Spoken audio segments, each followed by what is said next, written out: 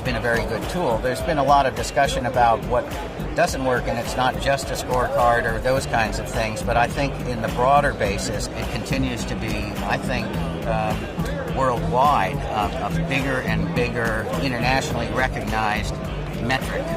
Back over the last 10 years, the amount of energy and synergy that has come together and grown, it's amazing if you fast forward to where we are today from where this started.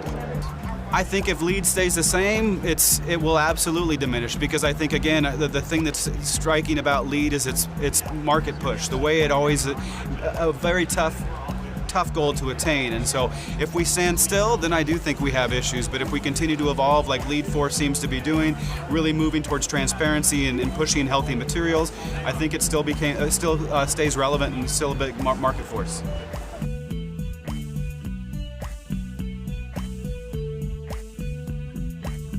And one of the things that I see is that designers, in many cases, come to associate LEED with sustainability, and they haven't necessarily understood that they aren't necessarily the same thing. We're happy that it's out there. We're very excited about the concepts of what it tries to achieve.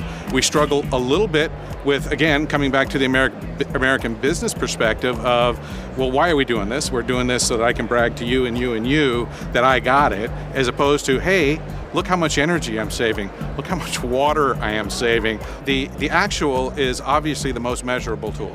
Being able to prove your performance is always going to carry the day. The more you can implement programs that work on proven performance, I think the better the process will be. The anticipated performance has too many opportunities to manipulate. I like the rigor of the initial LEED idea, but I think as we get further and further down the road with sustainable design, that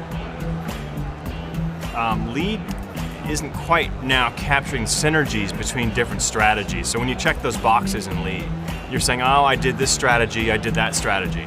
But unless you're taking a more holistic approach, and that, in my opinion, pretty much has to be done through complex parametric modeling, then you're not capturing the relationship between the strategies. And many times, a certain combination of strategies in sort of a cookbook approach can yield something, a benefit, whether it be on energy or water or just toxicity, for example, that's better or larger than the sum of its parts.